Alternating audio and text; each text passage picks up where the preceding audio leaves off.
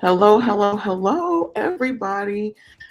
We are so excited to have you guys on today. Y'all don't understand. And I know we normally come on the second and fourth Wednesday of the month, but today is a very special day. Today, guys, for those of you all who don't know, today is Dab Day. I know a lot of y'all are probably like, what the hell is Dab Day? And this is why we're here. So we're gonna get all into why Dab Day is so special, why I'm doing my show on Dab Day, and welcome you guys to a couple of new things that we've got going on. So welcome to What's the 411, your cannabis hotspot for all things news and events. I am your host, Kit Grimes. I am super excited to be here with you guys today because, again, I discovered dabbing a couple of years ago, and it has really been like a super big go to for me. I absolutely love it. And so, before we get too far into anything, I want to introduce our amazing special guest host. This young lady is on fire. Okay. I'm talking hot tamale. She is moving. She is not only our Indiana State Director, she is also the owner of the first vegan restaurant to open up in the center. Well, I think it's Center City Mall. She'll correct me, but I know it's in Indianapolis, Indiana, and she is taking the vegan world by storm.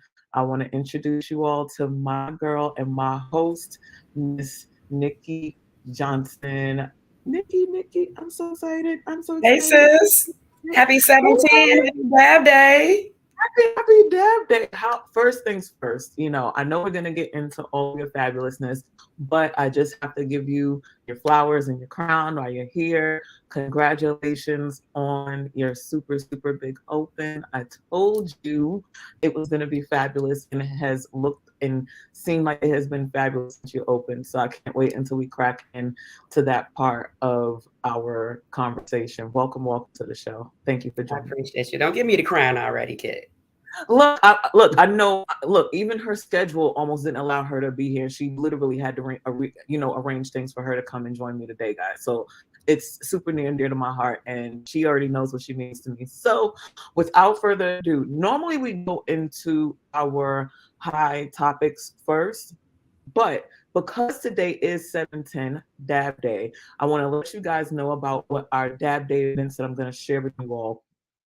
So, going on tonight, if you happen to be in New York at the Museum of Sex, Happy Monkey is doing what they're calling a sensual soiree. So this experience a night of sensory delight at Happy Monkey's 710 Sensual Soiree. This will be held captivating environment of New York City's world-renowned Museum of Sex. They invite you to delve into a unique celebration that emerges the vibrant of cannabis culture with the exciting world of sensual exploration. So, woohoo, get your little sexy on, guys. That is actually going on tonight. Go to the site. They actually have tickets that they're on sale. I wish I was in New York. I know that thing is going to slap. So if you can get there tonight, guys, it's happening at 8 o'clock. It's going to go on. So even if you don't make it to 8, fashionably late will always be acceptable as well. So that's a one event for you guys to check out. Next event we have up is the Dex and Dabs event. So what this is Cincy Weed Maps and Mary Palmer present Dex and Dabs celebration at this diaspora, excuse me. This is at 33 Dunster Street, and this is in Cambridge, Massachusetts. It's going on actually right now. It just started at 7, so it's from 7 to 11. So if you were looking for a cool little Monday funky event to go to, this is going to be really nice. You also have to get tickets, get on the list. Diaspora is a private speakeasy style consumption club located in the old John Harvard's brewery in historic Harvard Square. And to brighten up the space a bit, they have a local visual arts artist. What is it? Barely Bothered Boards. Try saying that 3 times, y'all. setting up a gallery style display, and they have lights and they have a really cool skateboard art theme that they have going on there. DJ Stinny and DJ Bake Jointon of the Cincy All Stars, they will be curating the music, and they'll have some of the best local cannabis companies showing off their latest concentrates at the Dab Bar. So if you get an opportunity to check that out, guys, it's going to be super, super dope. Again, that is tonight. It's going on currently right now until 11 p.m. So if you're in the Cambridge area, go and check it out. You won't be disappointed. Another event that we have going on is Highway Cannabis Company celebrates National Dab Day. I think this is super, super dope, guys. If you happen to be in the Marina Del Rey area of Cali, this one is for you. Just for this one day, you can get an ultimate extract deal. They're doing a deal like I've never seen. And basically, you can choose any extract, any brand, any type, whether it's a batter, butter, hash, sauce, sugar, crumble, anything in between. You guys can grab that. The choice is all yours. You purchase one, you get another one for a penny. And there's no limit. Okay? So you get one for a penny, and they have no limit. It is stackable. So I'm jealous that I'm not there, because I would literally be trying to figure out how me and customs is going to make it across back to North Carolina. But guys, if you can check that out, make sure that you do. It's definitely going to be worth it, and it's going to be a lot of fun. Also want to make sure tonight there is the Cannabis Award Show, and I want to make sure that I'm actually saying that properly. Let me see. I have it pulled up. Yes, we are actually one of the featured sponsors. Woohoo! Way to go, M for MM. We are always at the forefront of stuff. So, make sure that you stay in tune and in tune with who we are. Today, we have an all access pass from 2 to 10 at the Nevada Cannabis Awards Music Festival. And that is actually going on. Is it going on currently? Yeah, it's actually currently going on. So, guys, go and check that out if you get a chance to. We are sponsored there. Music Festival, I know, is super smashing. Again, a lot of places I should be. And where am I at? In dry ass North Carolina, but we're making moves. I'm not going to complain. So, without further ado, we are going to go ahead and get into, these hot topics, because I think that they're super interesting. I pulled a couple of interesting ones this week, and it was crazy how they were coming. I was just like, oh wow. But to get into the first topic, Nikki, because and we follow a lot, but between our businesses, between M for MM, between just everything that we're doing within the Oregon out, we're always looking up stuff and in the know. But I thought that this was super interesting. Bipartisan lawmakers in Congress are looking to relax guidelines surrounding marijuana use for military members, in part solution to bolster recruitment efforts for the armed services. So you can't beat that. This is super big. And oh man, shout out to Leo Bridgewater. He has helped carry our National Veterans Program for a really long time. So hopefully he gets a chance to see this, because I know this is probably something big, even in his wheelhouse. So conservative firebrand Matt Gaetz, a Republican from Florida, is the latest lawmaker to propose a change in the military standards for when it comes to cannabis. The Florida representative introduced an amendment Thursday that would end cannabis testing for military members. He proposed the amendment as an addition to the National Defense Authorization Act, or NDAA, and an annual reauthorization of military programs that Congress passes each year.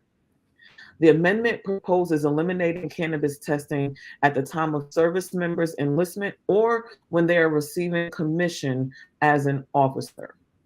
And he was quoted saying, "Our military is facing a recruitment and retainment crisis like no other in American history. I do not believe that our prior use of cannabis should exclude Americans from enlisting in the armed forces. We should embrace them for stepping up to serve our country." this is super, super big, Nikki. Like, I don't know about you, but when I saw that, I was just like, what? What are your thoughts? Like, I really want to like smash your head on this. So I was thinking, oh wow, that is so huge. But as I'm sitting here thinking about it, that might cause some issues in the CBD lane now, because a lot of our military people, they use broad spectrum CBD, and our church corps as well as our kids and our athletes, because of the testing rule now. So it can either be really good for the CBD world, or it could be really bad. But this is really amazing because people, they have illnesses that they need to heal from. They have anxiety, they have depression as well, and resorting to pills and pharmaceuticals, they have another alternative. This is amazing. This is really huge. I think it's super big, with all the strides that we're making in cannabis and teaching about the medicinal properties and just the stress levels that they go through in the military, fighting on the forefront, whether it's on the actual fighting lines or just keeping our defenses safe through our technology stands, through, our medical resources. All of those things can be super stressful. And it's been shown how cannabis can actually help not only relieve those stresses, but make it where they're less anxious and able to do more, especially in a high, stress career such as that. So I think it is super, super big to piggyback off of what you were saying as far as the CBD space. I feel like you said, it could be good, it could be bad. I feel like any stride that we really make in getting cannabis more mainstream, less gateway drug kind of a stance, gives it an opportunity to grow in a space and in a place that it really didn't have, to do so. So I'm interested to see, when you have when you have Ron DeSatan, fighting the other side of the Republican wheel, going against everything cannabis or anything that is remotely nice or good, it makes it, this back and forth battle. So I'm kind of interested to see what that all turns to. Yeah, it's really amazing. We all deserve safe access to alternative and holistic healing. And a question did come up, and it's a good question, because how do you square up the military, that they may have access, but it's illegal federally?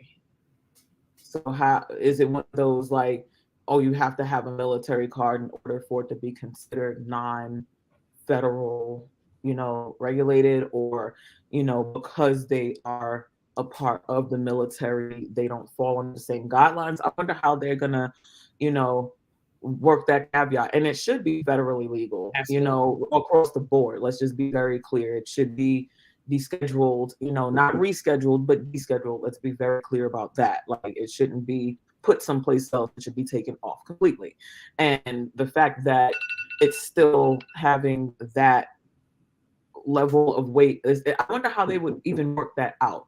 So definitely interested to see what this all means, how it all turns, and what it means, just going forward. So, because if we start with our military, the trickle down hopefully isn't too far away. So, definitely going to keep my eye on this story, and I hope you guys do as well. Make sure that you guys are following Minorities for Medical Marijuana, MMM, and make sure that you guys are keeping up with what we got going on, from our 11 different programs to our different chapters across the nation and internationally. We always try to bring you guys news, whether it's social advocacy and equity, diversity, equity and inclusion, or just being in the know. Make sure that you're following it. So, speaking more on making things legal, we're going to take it across the globe a little bit.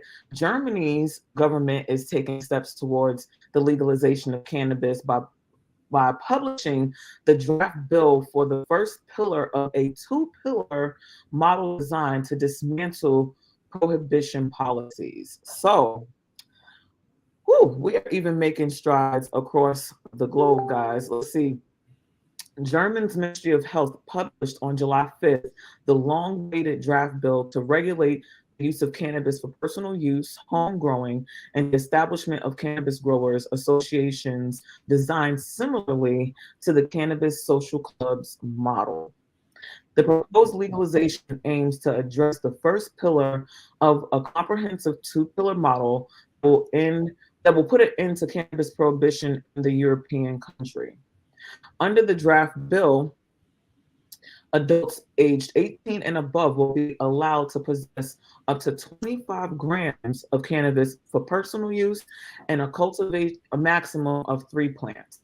However, consumption of cannabis in the quote unquote immediate vicinity of individuals under 18 within a 200-meter radius of schools, children's and youth facilities, playgrounds, public accessible sports facilities, etc., between certain hours will remain prohibited. So this is one of those slippery slopes where I want to say go Germany, right? Right. Hey, Allemagne, right? You know, let's give our people across the seas, you know, props for working to get it right. But even when and I don't know if you saw the news where they were attempting to it was another country that we were actually giving them access to. What country was that? Oh my god, was it Colombia? I think. I could be wrong, I'm going to fact check that, but one of the countries were actually given and granted rights to produce cannabis and actually transport it here into the States, but we have issues with still making it federally legal here. And so it's one of those kind of deals. When I look at it, it's like, okay, Germany's working to make it right and make it where, you know, it makes sense. But why are we always the country everyone wants to come to, but we're the slowest country to get stuff done? And don't get me wrong, I love my America. I'm here, you know, I wish America was just more functional, more user friendly, so to speak. What do you think about this, Nikki? So I've seen somebody put in the comments that why is it that other countries are making higher strides in cannabis than the United States? Why is it that we're so far behind? Come on, United States, let's get it going. We got other countries leading the way for something that we pioneered here. You know, that's really sad. And it really does.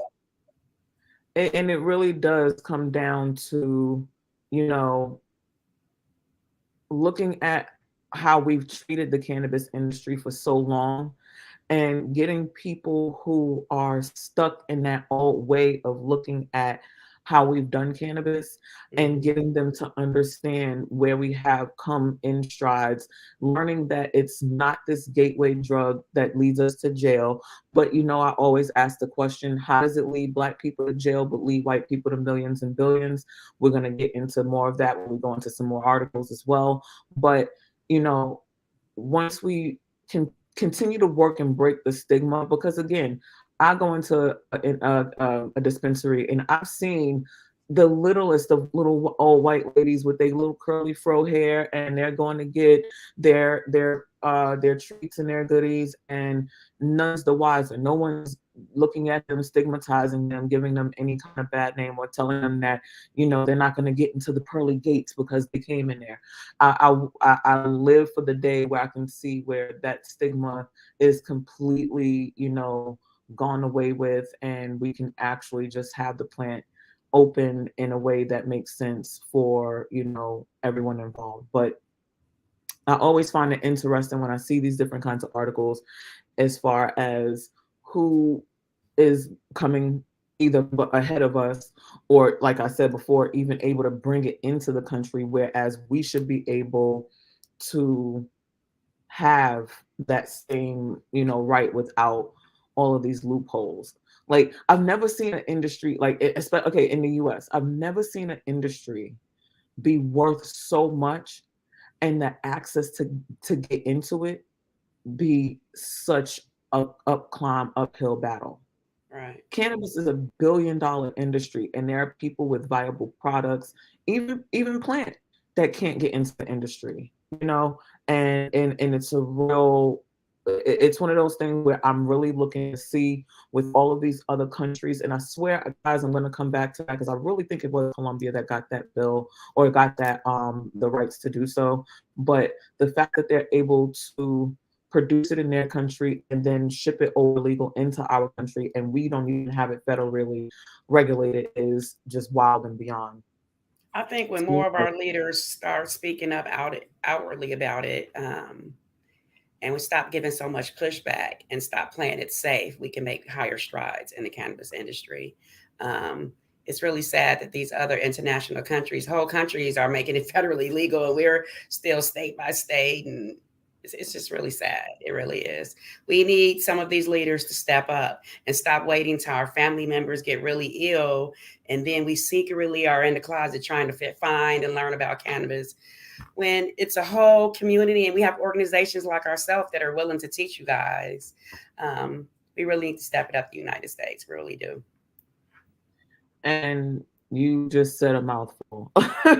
Like real talk. And it's so super important. And guys, if you are watching this, make sure that you're sharing it with your other social media and with your other audiences. Make sure that they know that this is where they can come and get this great news from, because staying in the know and being in the know is how you know to stay ahead. So with that being said, something that I found I thought was super, super interesting, especially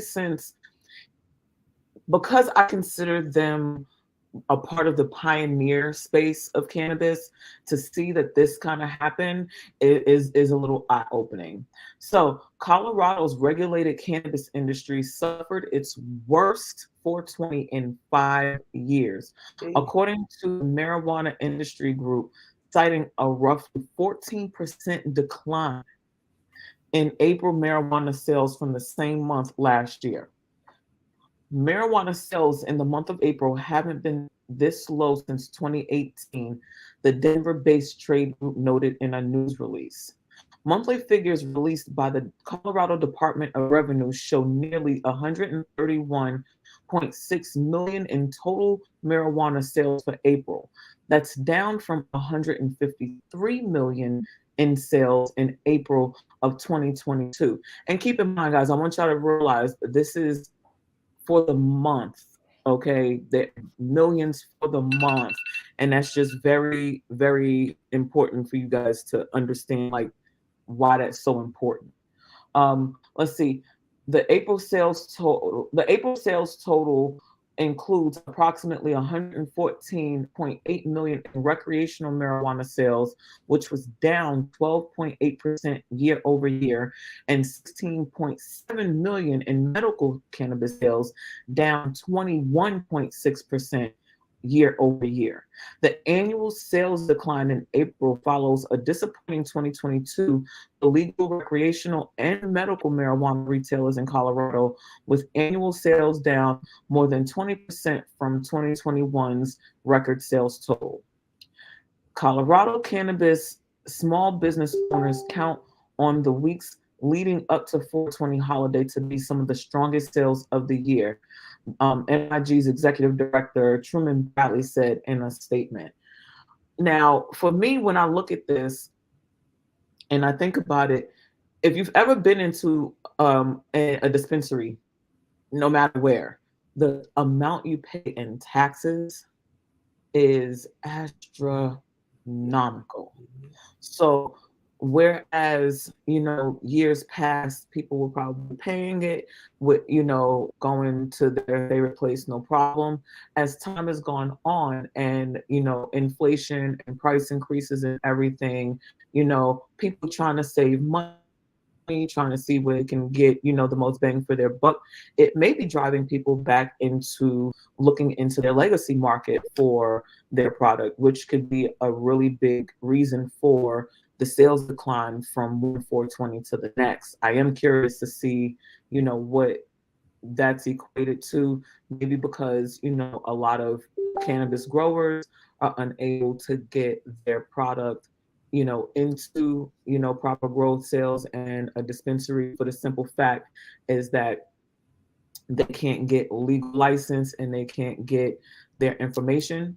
And so, they can't get the legal license, can't get their information into the system so that they can actually have their name to grow legally and to actually sell it to the dispensaries, etc. So I'm really, it's always baffling me, like when it happens, yes, the legacy market is still alive and well. And, for everything that is still going on, with everything trying to get, regulated and trying to get on the legal side, with all of the pitfalls that they put in place, the legacy market is still trying to find loopholes in regards. So what do you think, Nikki? I mean, I know Yeah, I you wanted to have. chime in. My first thought was Colorado used to damn near monopolize the cannabis industry, right? We all traveled to Right. Colorado because they were one of the first legalized markets, right? So now that it's federally legal in other, not federally legal, take it back, it's legal in different states, people don't have to travel to Colorado only, right? They have other choices of places to go to. So, my personal opinion, I believe that would be probably part of the decline in sales, that people have more opportunities to travel different places now. They don't just have to go to Colorado. So that But could that would contribute be, to it as and well. that's good for the recreational side, right? But even on the medicinal side, so the medical side even lost 21.6% sales from year over year. So I wonder, you know, are our medical patients starting to look into legacy markets to get the same, Absolutely. thing? Absolutely. Or Absolutely. power? Every The whole economy is struggling right now. People are trying to get safe access the best they can.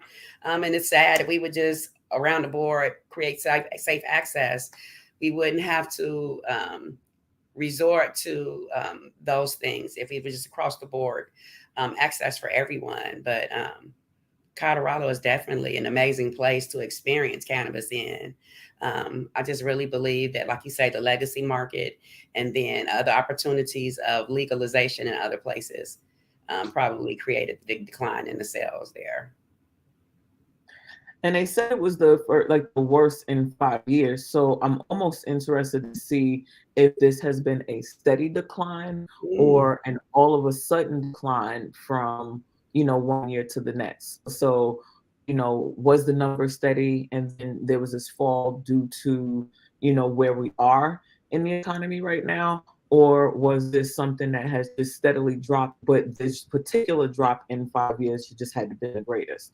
So it definitely goes to show again, with the legacy market still thriving because of all of the pitfalls. Because I mean, most of the times, like people don't want to become a part of the new market, if you will, or the legal market, because the amount you pay in taxes. Because case in point, and I tell people this all the time, if you look at North Carolina, the current language in the bill to get us legal and open, if you want to open a dispensary here, and before you even open your first building doors, anything, you have to pay 50 grand for your first brick and mortar, and then you have to pay 10 grand subsequent after that.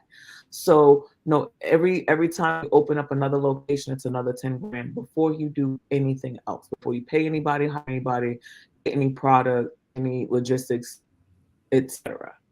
Then you have to pay 10% of your gross monthly to the Department of Health and Human Services. So if you make 100 grand a month, you're paying 10 grand of that to the department, DHSS. And then so for the year, that's 100, what is that?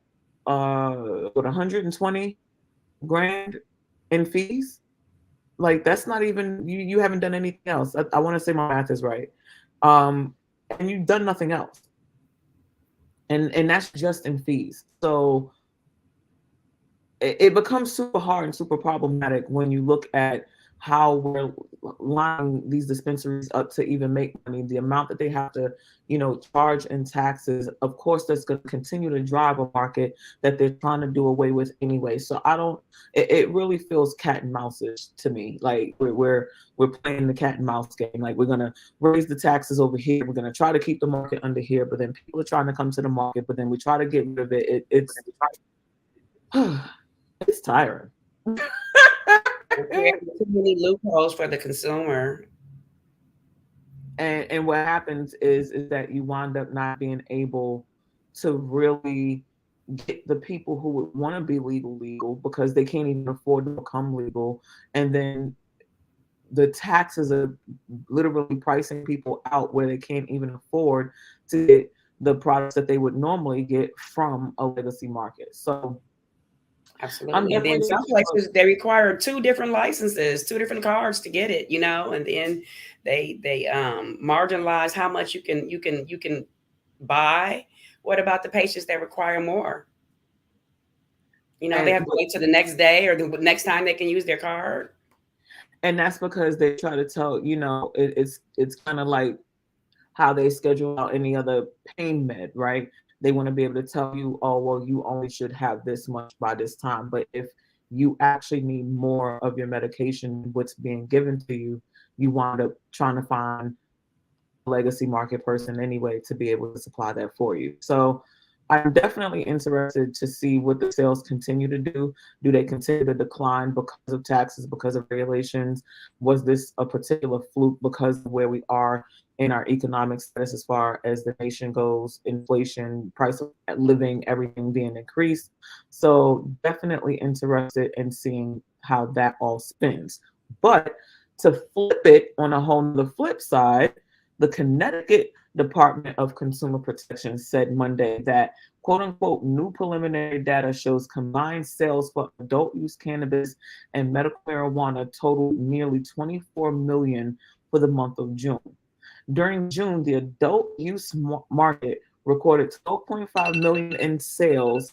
Why does my alarm keep doing crazy things? Pardon me. Let's see. 12.5 million in sales, while the medical marijuana market recorded 11.3 million in sales for the same time period, according to the agency. Adult use sales began 6 months ago on January 10th. The data shows that in June, medical marijuana patients purchased 303 plus thousand products, and adult use consumers purchased 313,500 products. The average product price for medical patients was $37.43, and adult use patients or adult use products was $40, and that's from the data that they provided. It's kind of crazy to see how on one side, Colorado's numbers dropped the lowest that it had in 5 years. And with the new influx opening in Connecticut, how they've increased and ramped their sales. I wonder if it's just the whole honeymoon effect, right? Oh, we got it open. We're finally there. We can go into the store now. We can be fancy. Let's put on our good hats and hair and let's go in and just go and purchase because now they can. And when you have the ability to do something that you haven't been able to do, it gives you a different, feeling about how, you make that thing happen and you show up. I wonder if it will become, less of that, or will the numbers decrease as time goes on because of the same issue that we're equating in Colorado, or if this is something that will kind of, continue to grow because of the area, because the tri-state area, New York is open now, New Jersey's open, Connecticut's open. So I wonder if it will continue to increase due to the tri-state area creating healthy competition in the industry, right? If you come over to our state, we got the best this, or if you come over there, so it winds up becoming that and allowing more places and more companies and businesses to grow versus, the latter where, it's the one area and everything's flooded and deeply saturated and the taxes are high and, no one like the access points and things like that. So what are your thoughts in regards? Because I just think it's kind of wild. Like you see a pillar of cannabis, right? Colorado, dropping sales and for one of the busiest months that we have, right? And then for it to kind of, be the opposite for a place that's just kind of cracking its skin. Like, what do you think?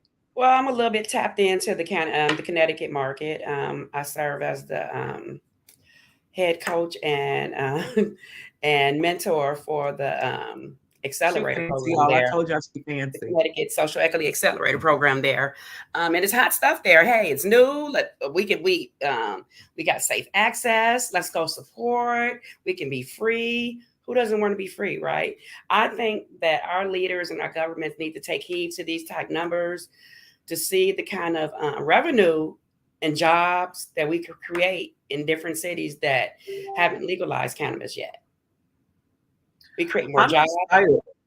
I'm definitely excited. I'm excited to see, kind of what, comes of it, how they continue to grow. Shout out to the tri-state area. All three of our Padres are clicking wheels and making things happen.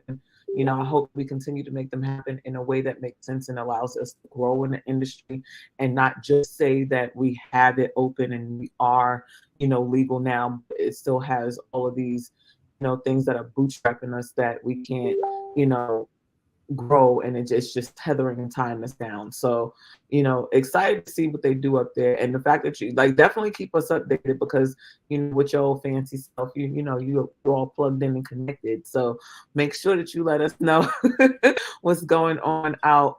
And I said we trying over here. So listen, if I noticed that when our politicians, when they fully cooperate and join in the celebration of the legalization in each state, that state prospers so well. We just need absolutely. more politicians and to be more excited about it, Stop staying quiet about it. And I will say this, people, this also comes down to us and it comes down to you. The one thing that we do as an organization, we had lobby day during 420, and we were up there and we literally made connection with every office up there that deals with cannabis, that dealt with CBD, any lawmaker that we could connect with. We were able to get sick banking, working with Senator Booker, shout out to him, back on the books to be on the Senate floor for discussion. So, we can't be quiet about the things that we claim we want access to, and we want access openly. I know people are so tired of having to try to figure out, especially if they go to a different city to visit, who can they trust? Where can they go? It shouldn't be, these level of loopholes that, we give it. And it's just so wild.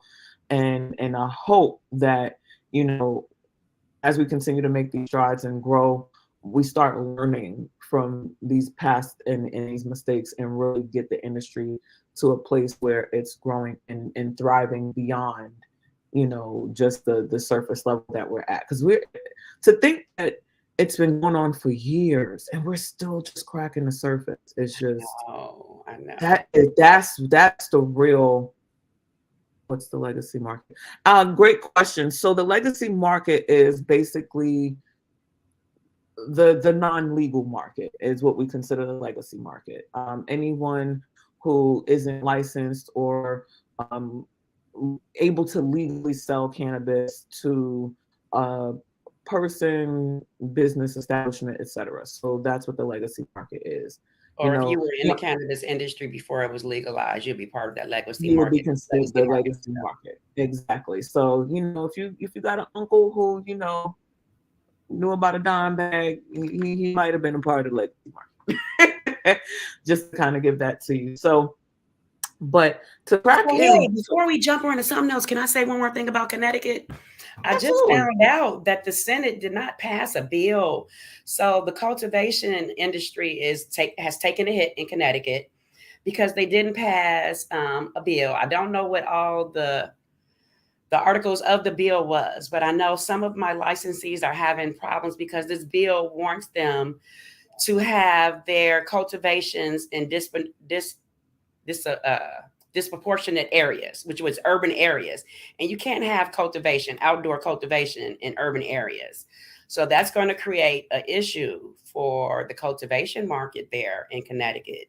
So you guys make sure you follow that and see what happens and push for the legislation to pass that for them next year, because we have some licensees that were granted licenses and they have to revamp their whole model now because they didn't pass this bill and they only were granted like 14 or 15 months to get everything done in order to get the things that came with getting the license. So that's going to create a problem for some of our new licenses. So we really need somebody that's creating these laws to just, how you create a business, you create the business model from just what could go wrong, what could go right, And we need to do that with cannabis. You know, we're legalizing these markets, and then we're getting it. We're making all this money, and then we create laws or don't create or pass laws that's going to put the whole market at a standstill.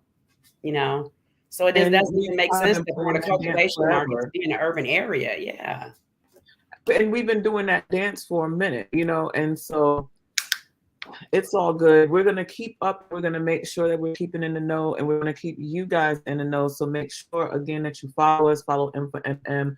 Make sure that you follow Nikki. Nikki, before I even get into Dab Day, because I'm going to end with Dab Day as far as the evolution and how we got here and a couple of cool things that people can get, you know, for their own home use.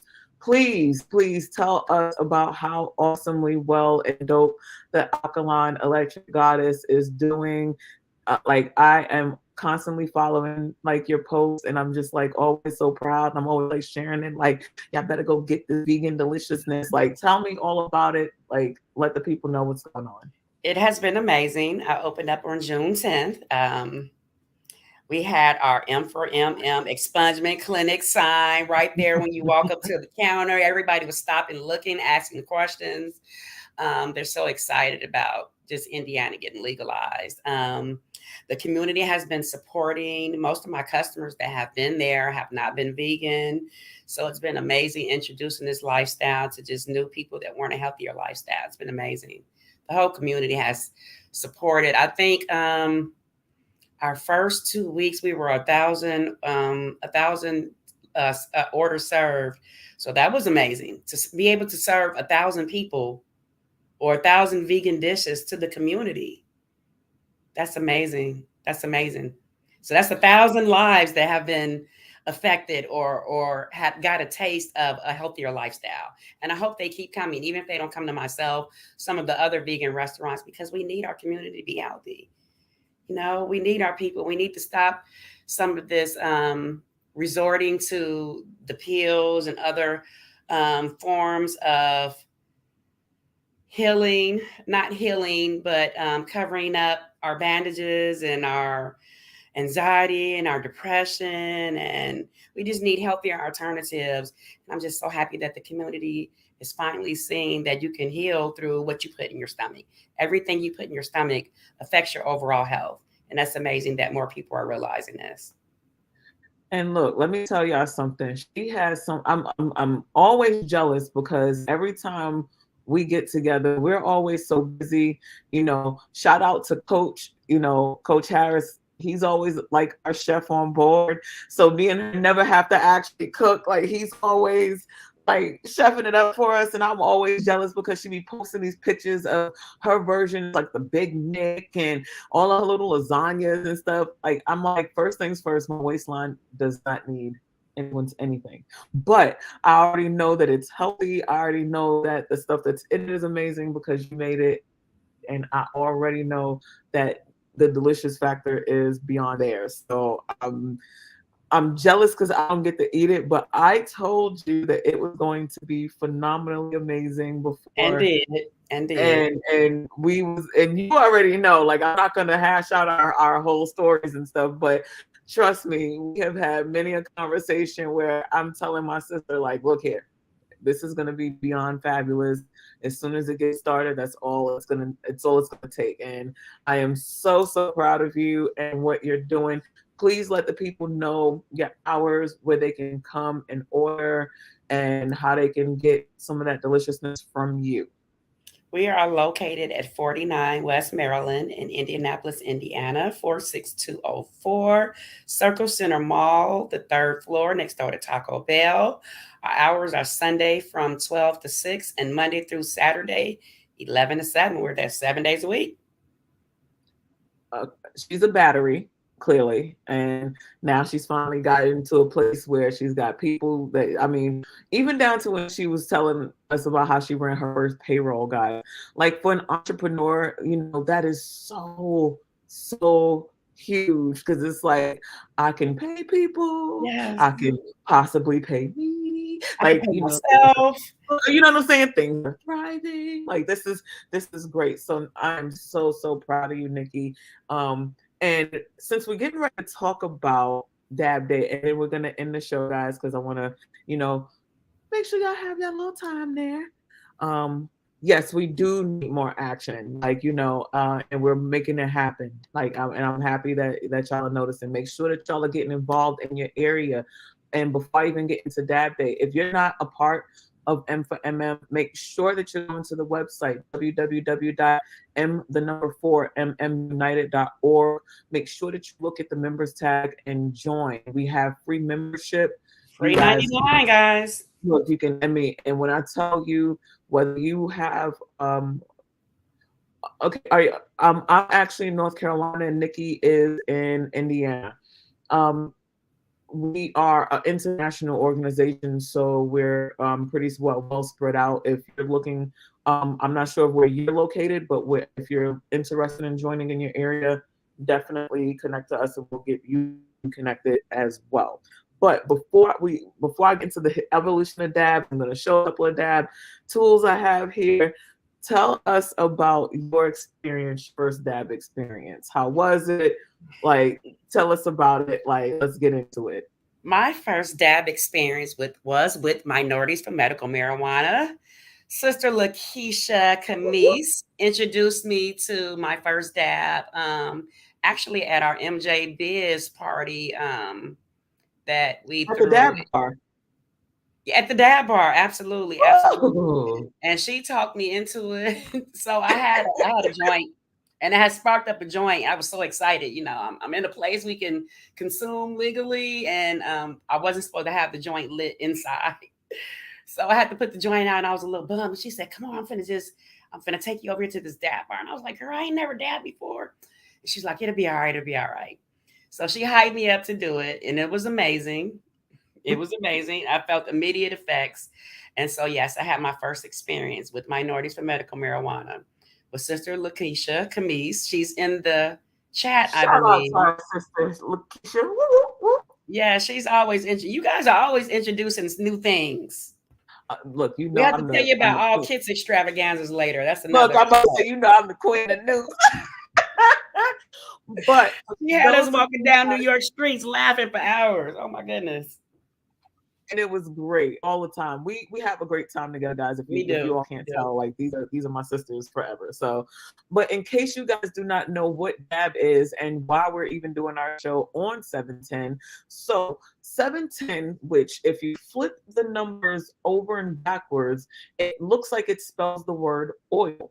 And if you know about dabbing, and if you don't, dabs are basically concentrated forms of cannabis that have been broken down into different forms, whether it's what they consider a sugar, a resin, oil, a butter, anything like that. And you basically have old methods of how they used to be able to have them. So just to kind of give you an idea, hashish, which is where you get your dab oils from, made its way to Europe during the 18th century and was quickly used by pharmacists to make medicinal compounds.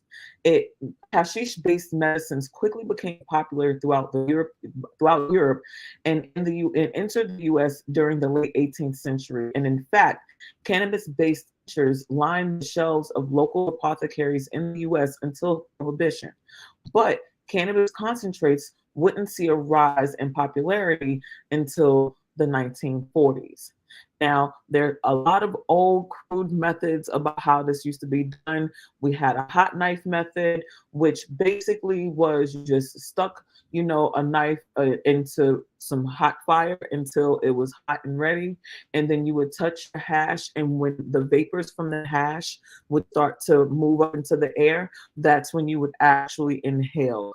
Definitely one of your old primitive kind of crude methods, but for the time, this is basically how the dab world became, what it is today.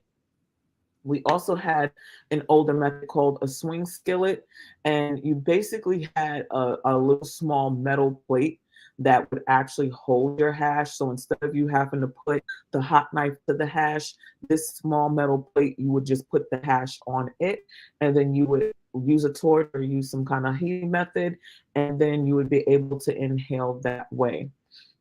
Nowadays, we actually can dab a lot easier.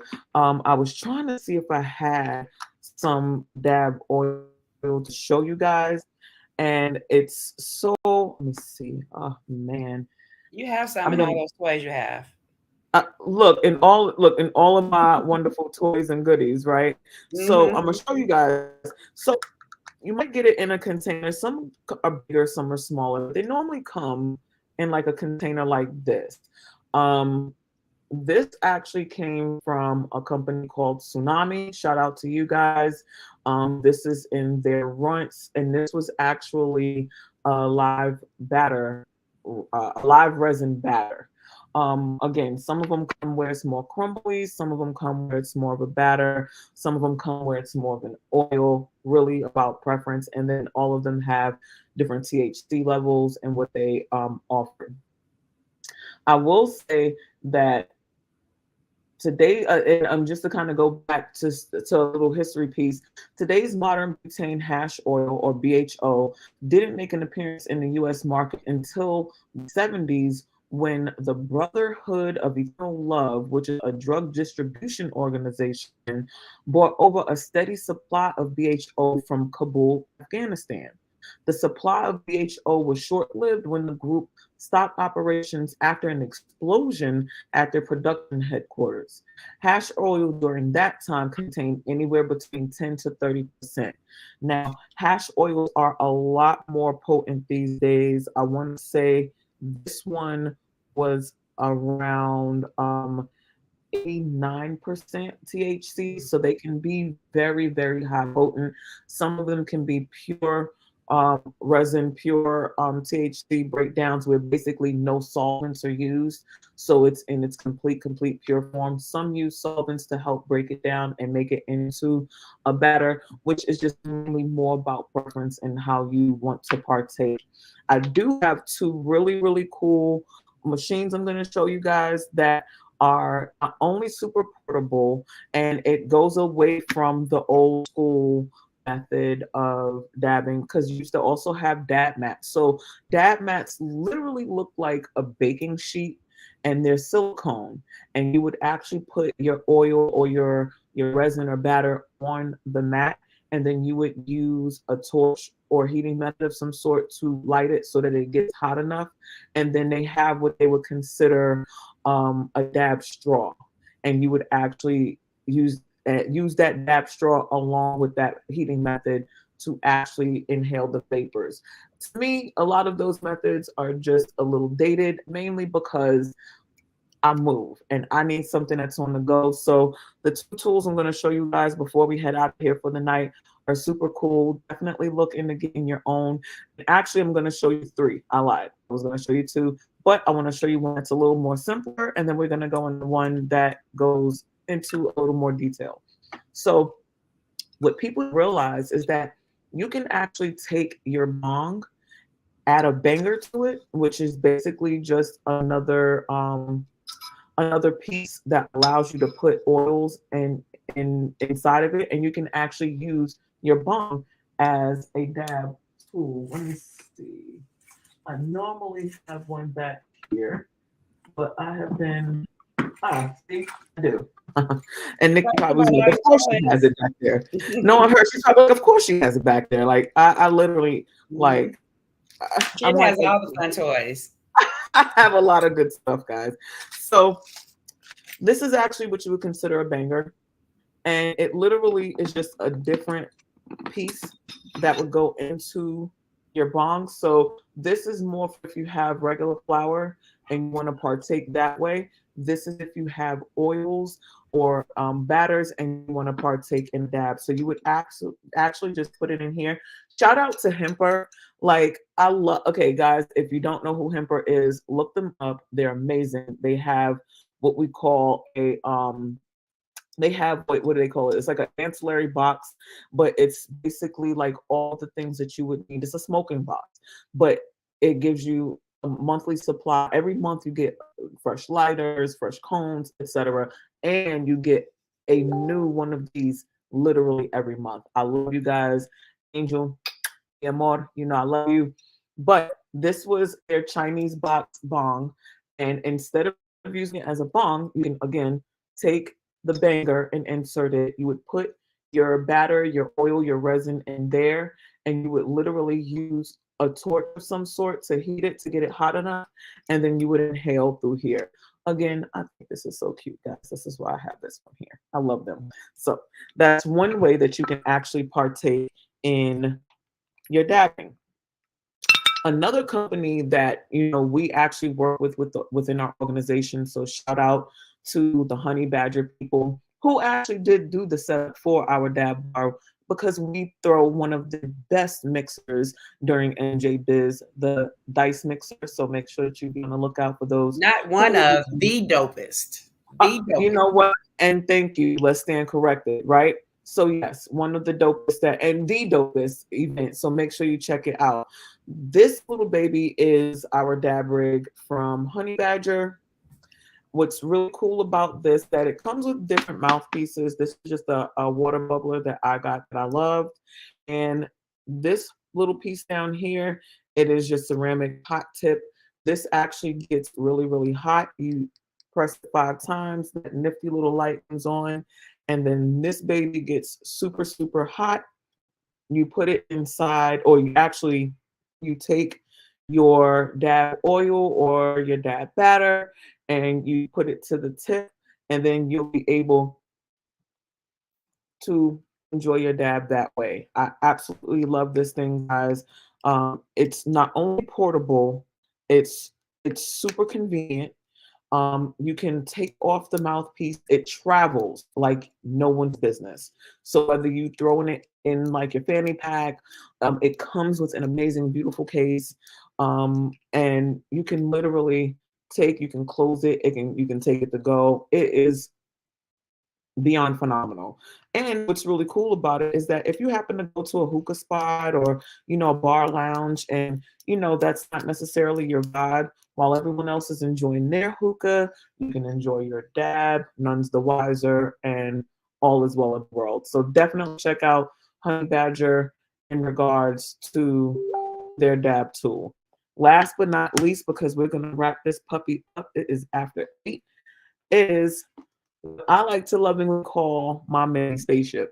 Okay, this is the Dab X, guys. What's super cool about this, you can do pretty much anything from actual oils to waxes, rosin, batters. It comes with different pieces that you can actually put in. The oil pieces in here right now, you can actually unscrew it to put in the other pieces. It's chargeable. It comes with an amazing, amazing little travel bag. Make sure you don't have any bumps, any bruises. Shout out to Gassed Up Dispensary. Sean Tolliver actually hooked me up with this particular puppy, and I thought that was super dope. Make sure you check those guys out of Winston-Salem, North Carolina. They're called Gassed Up Dispensary once again. But what's cool about this is that it has different functions. This one is a little more, I say, if you're traveling, but you've got more people that you're going to be partaking with, and it might be like a little party situation. Or even if you're just at home, it's really great to have. You can double click the button and it cuts on. And then once it actually goes solid, it'll vibrate in your hand and let you know, hey, I'm ready to go.